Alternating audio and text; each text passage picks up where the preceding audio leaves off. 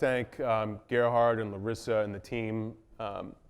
SAP has been a proud partner of Sales 3.0 for several years and of Selling Power long before that. And I don't get the opportunity often from my friend Gerhard to say nice things in front of so many people. So let me just say this. We all have a lot of business relationships that we go through in the course of a career. And Gerhard is not only an outstanding sales professional, he's not only a great leader, he is a genuinely good human being, the kind who would give you the jacket off of his back to help, and I just don't come across as many of those as I'd like to. So I'd like to just salute Gerhard and thank you for your friendship and your leadership. You're a good man.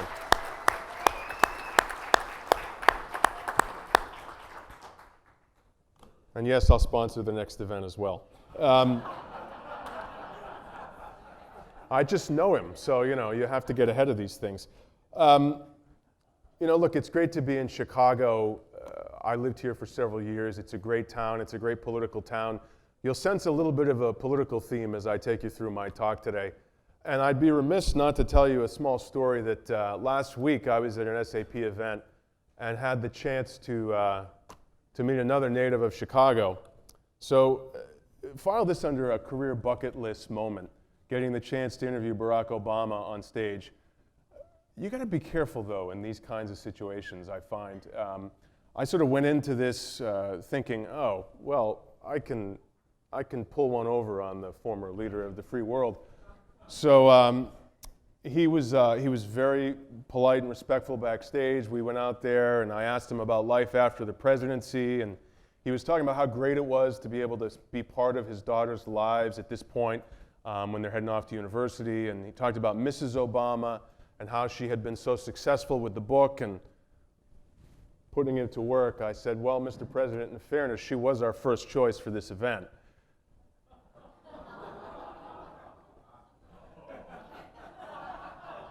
And he didn't miss a beat, and he shot back, you know what's funnier? She found out that you guys couldn't afford a proper moderator, so she passed.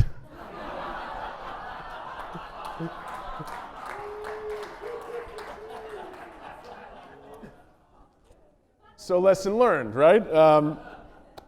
Look, I want to make a few points today. I know you've had a great day of content. It's a real honor for me to be on the stage with so many experts, and you have an infinitely better and more impressive one following me. I remember, and I think we all have stories like this, of the first time I was around a genuinely gifted salesperson.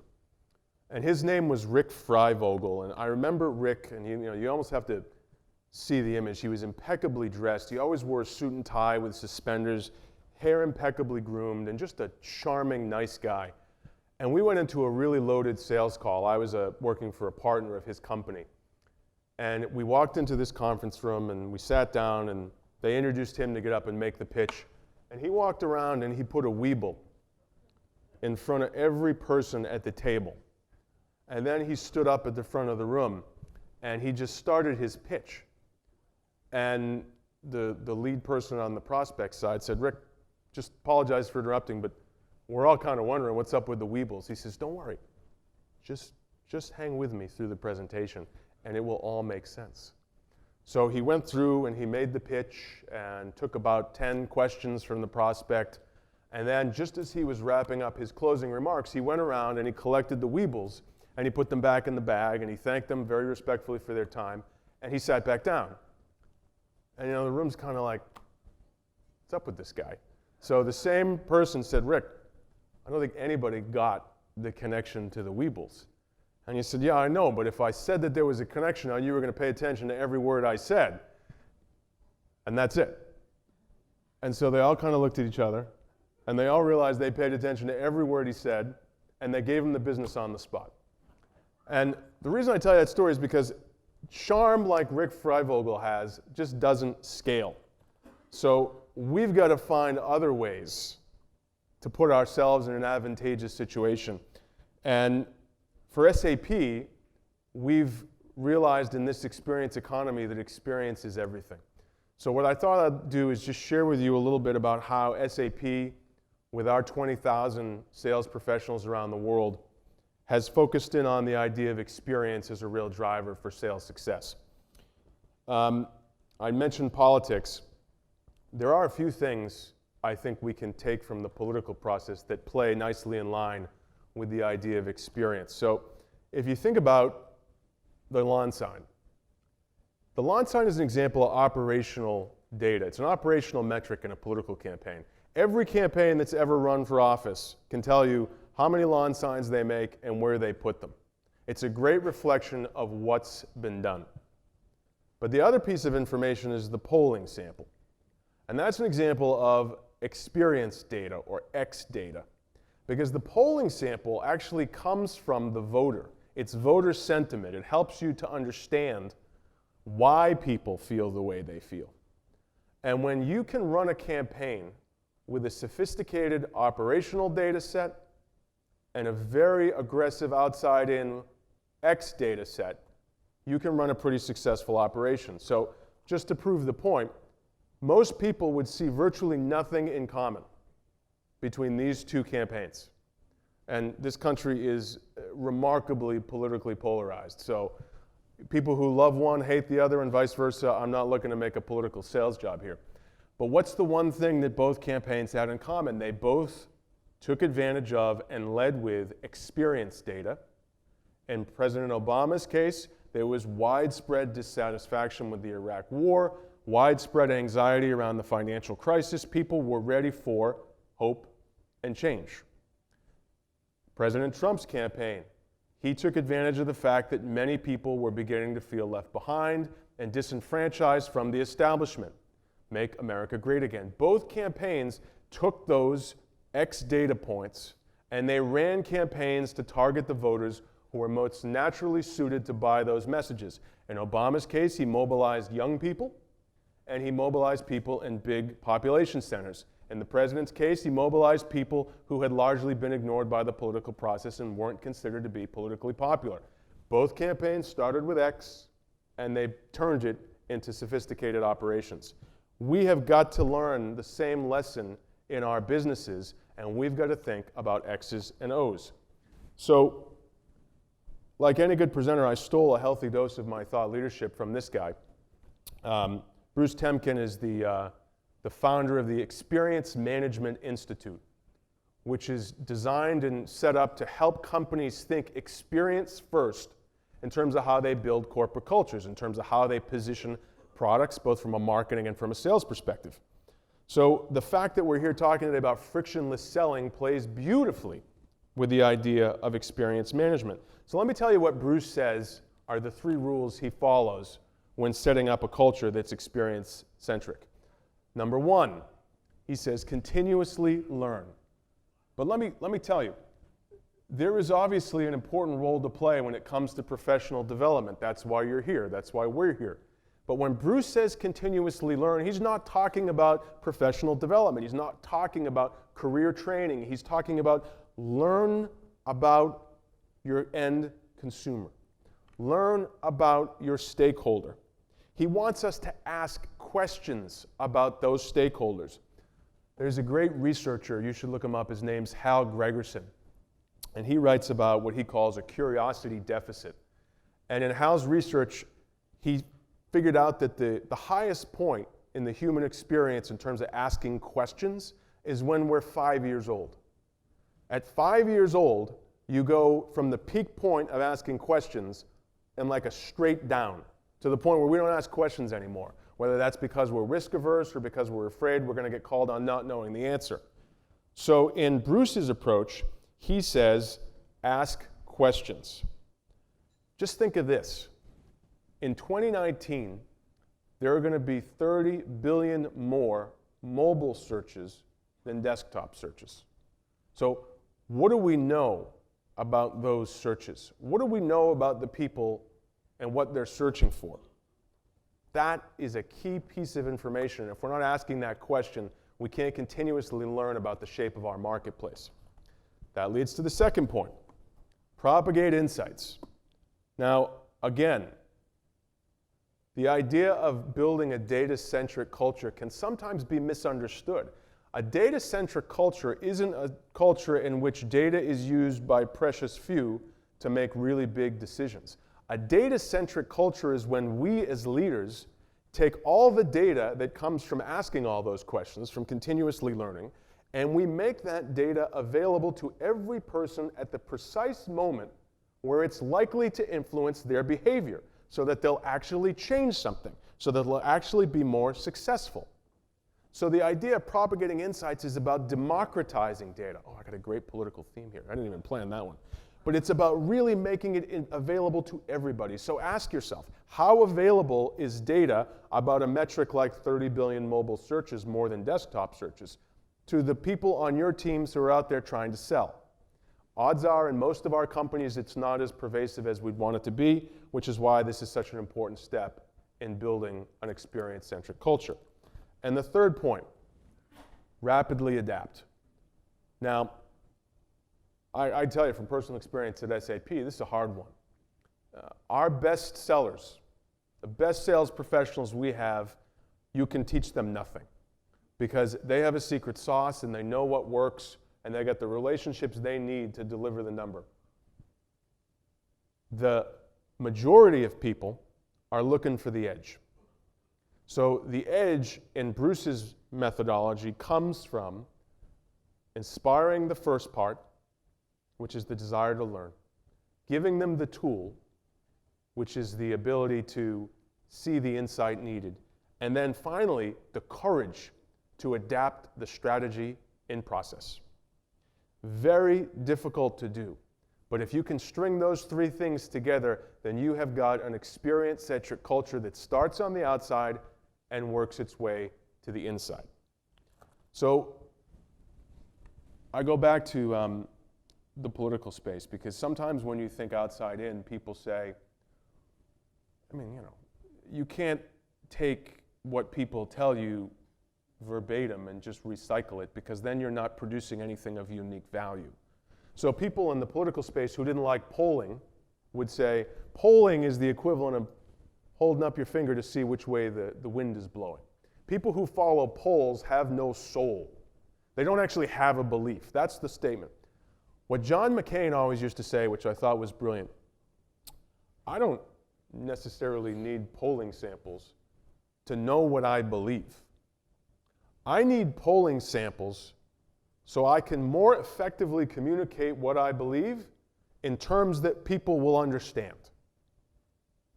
So the idea of outside in, of taking input from the experience of your stakeholders and using it as a driving force in the go-to-market motion, in the customer conversation, that idea is about making the value proposition we all have more relevant because we're presenting it in terms that people will find relevant and familiar in their own lives.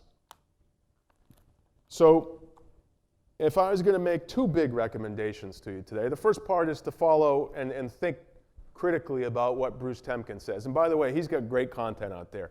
I would highly encourage you to look him up. He's on LinkedIn. Really, really good material, and I read everything he writes. He's really good. The other half of my recommendation, again, coming from SAP's experience, is to think about stakeholders in terms of the outcome that you'd like to achieve. And again, this is part of being an experience-centric company. So the first one for us is the customer relationship, and I know that's been talked about today. I know Gerhard talked about it earlier. It's obvious that the customer experience is a rallying cry. I mean, a lot of good companies in the technology industry, like SAP and our peers, who are making the customer experience a major priority. But ask yourself how much you really know. Again, in the spirit of Bruce's three pieces. How much do you really know about what the experience is that your customers are going through?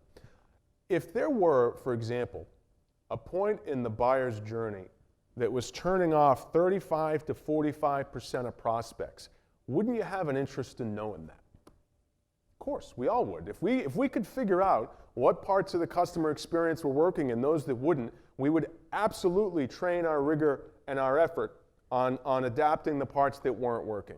So you can't figure that out unless you're sensitive to it and unless, in many cases, you ask. So ask customers, not just the ones you already have, but the prospects as well. Ask them about the experience that they're having. Ask them what parts of the buyer's journey are effective and successful and which ones turn them off. Knowing it will make us more successful in selling what we have to sell. The second part is the product experience. Now, again, from our experience, I can tell you, in SAP, we have 100,000 employees worldwide. We have about 20,000 sales professionals. We have about 20,000 engineers. And if ever you are going to find two cultures diametrically opposed, the engineering culture and the sales culture, there ain't a lot in common there. And we constantly struggle about how do you bring those two pieces together. Well, increasingly, the sales profession in our company is getting more integrated into the engineering culture precisely because how our customers use our products is driving exactly how we build them. And the idea, and our founder tells this story beautifully. He was one of 5 people who founded the company, 5 engineers. He said, well, 46 years ago, we used to code an application, go out and trial it with one of our customers, watch how they used it, adapt the product based on what they used and what they didn't. But then companies scale, and they get to a point where the layers between people who use the product and people who build the product get bigger and bigger and bigger. So for people who are on the front lines in the selling professions, dealing with customers, ask, how are people using these products? The sales cycle doesn't end once they buy.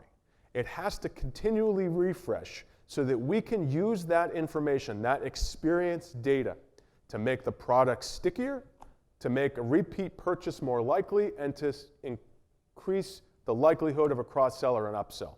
So the idea of moving products together with selling is critical, and the product experience has to be a major driver of that. And the third is the employee experience. I feel for our colleagues in HR. Said no one ever. I'm just kidding.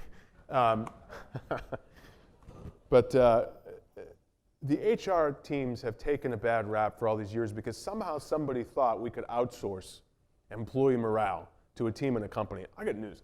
That is a recipe for failure. Every one of us who is a leader has a responsibility for the employee experience. And have you ever heard of a website called Glassdoor? So Glassdoor is helping you sell or is hurting you.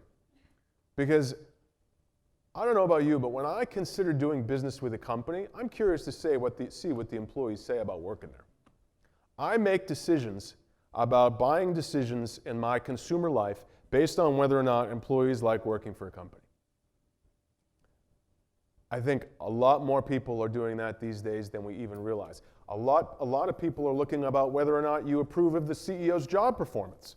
Because a company where the CEO isn't popularly reviewed by its own employees probably is having operational trouble that may not have shown up yet in the products or services that are delivered. So the idea of using the sales profession to draw employees from across the business into the customer-facing context, bring employees along, make them feel like they're part of the sale. The closer we bring employees to the sales process, the more energized our companies are going to be because we're not going to be dealing with layers and layers of bureaucracy. Everybody is going to see that they have a direct role to play in driving the success of our businesses. My boss, Bill McDermott, who's a great CEO and a great sales leader before that, he has a saying, we need to connect every person inside our company to every person outside our company. Our ability to do that will drive a culture that is inherently outside in, inherently focused on the experience, and ready to win. So the final experience of the 4, customer experience, the product experience, the employee, is the brand experience. Now, I admittedly oversee the marketing organization for SAP, so this one's a little bit close to my heart. And by the way, as the person who oversees the marketing team for SAP, it's always a wonderful experience when I'm out with the CEO and people say, oh, SAP, like when on the remote control you want to get the Spanish on the TV. And the CEO always looks at me like, how much do we spend on marketing this brand? But look, the brand experience is another one of those. It can either help you or hurt you while you're sleeping. Nike is so spectacularly good at this. Nike has done so many things with its brand over the years that people look at and even write about in the context of, wow, that's a bold brand statement. They're really making a bold statement about this or that. Let me tell you something right now. Nike knows every single move it makes with its brand in terms of how it's going to drive its business outcomes. They know where their brand constituency is. They know who's going to buy shirts and shoes, and they don't do anything if it's not going to help them sell shirts and shoes. So what do we know about our brands? What do we know about the audience who's judging our brands? Amanda's going to come up here in a few minutes and talk to you about an audience that is very misunderstood. People are looking at your brands almost as closely as they're looking at your products. So again, as a selling professional in an experience economy, we want you to know about brand sentiment, whether or not people like the stuff you're putting up on YouTube, whether they care about the things that you're standing up for. So that's an important piece of this as well. So those are the four. I think that I think that they're critical. They really helped clarify and focus SAP. Again, we've got a unifying focus on experience in our company, and I think a big company like SAP with 100,000 employees, there's always the risk that companies can be navel-gazing in their culture. Self-obsessed about what we do, self-obsessed about how we run. But focusing on experience has changed the culture in our company. It has forced us to look at our stakeholders and our experience metrics differently. So it's an X data to no conversation for us as opposed to just products and how we sell them. So in closing, I'd just tell you a quick story about Bill McDermott. That was him at this event. He was being interviewed by Gerhard in Las Vegas. Bill's a gifted sales leader. And much in the same way, sometimes you got to be careful with Razin, former presidents. It's always interesting when you try to give a truly gifted seller sales advice. Bill wrote a book, Winner's Dream, and it's done really well. And I remember 5 years ago, we were at an event in Atlanta, where Amanda's from, and he had just submitted the final copy. Hadn't even hit the shelves yet, but it's all he was thinking about. He's got he's got the book. It's about his life. I said, Bill, there's 7,000 people out there in that auditorium, and they don't know you.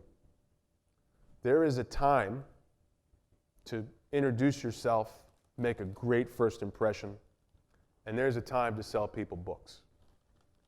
My recommendation is you use this opportunity to go out and make a really incredible introduction of Bill McDermott. And then when it hits Amazon, they're going to go looking. He's like, Nick, I can't thank you enough for always being honest with me and for your candor and for your counsel. Great. So he gave me a high five. They introduced me, went up on stage. He stood stage center, as only Bill can do, and he said, ladies and gentlemen, I wrote a book called Winner's Dream, and it's going to hit Amazon very soon, and I'd like all of you to buy it. And I stood in the background, and I was like, well, there you go. That's that's his way. So, and then he came back and he said, I just felt like it was the right moment. I said, Bill, I fully agree. Bill. It was the right moment, and I never gave him advice on how to position products or services ever again. So anyway, look, I share that story with you as a sign of respect because I know how hard it is to do what you do. The fact that you've committed and invested time to come to this event proves how seriously you take it. We sponsor it because we care about this experience as well. We're in this with you every single step of the way. And I just want to again thank Gerhard and Larissa and Alice for all the excellence you have in hosting this event. And thanks for your time this afternoon.